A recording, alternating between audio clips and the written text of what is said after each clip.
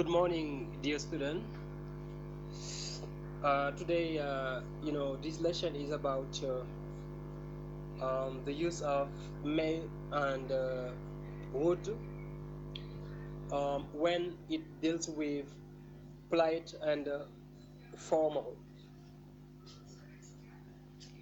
Leçon tey bi nag dafa jëm ci ni ñuy jëfandikoo may ak would maanaam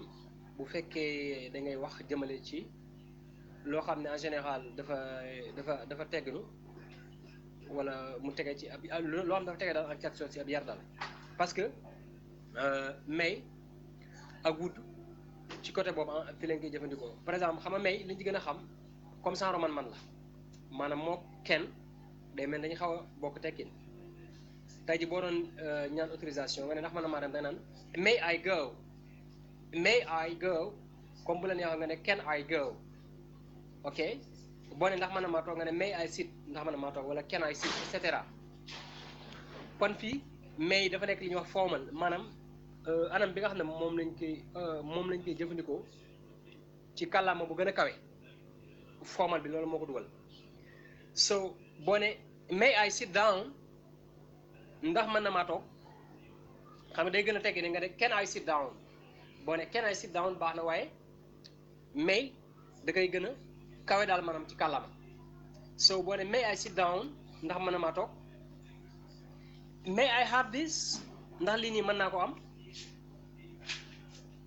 may I have this ndax mën na ma am lii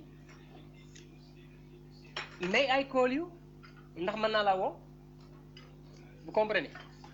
léegi nag nga ñëw ci li ñuy wax polite moom bu fekkee li ngay wax daal da nga koo xaw a comme ni ma ko mën a waxee daal en fait da nga cee dugal teggin daal trop teggin bu bëri léegi boo nee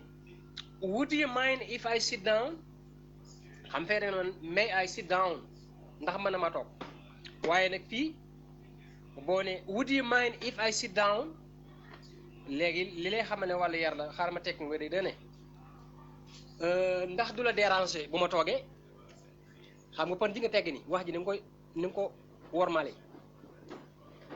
would you mind if I sit down maanaam ndax du la déranger daal ma toog kenn da nga ne ndax mën na maa toog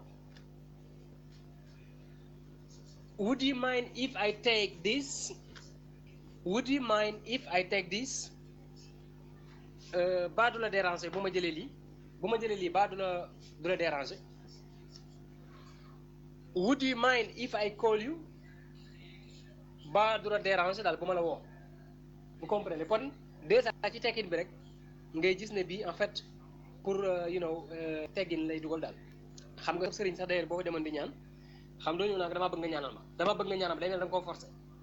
comme ça nga ñu naan ok I want you to say some prayers for me et cetera mais da nga naan que voilà quoi I come here in order wala I would like comme ça nga ne I would like you to xam nga après daal di wax li nga bëgg wax daal voilà donc kon foofu ci anam boobu la ñuy utiliser li ñuy wax polite ak formal en anglais man daal formal mooy kàllaama bi bu nga ko làkkee ci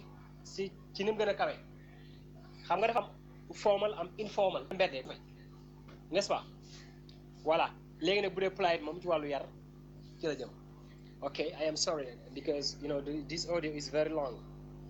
but it's normal because of the explanation ma ne maa ngi jégal quoi parce que audio bi gudd na waaye nag c'est normal parce que explication yi moo gudd thank you and have a lovely day goodbye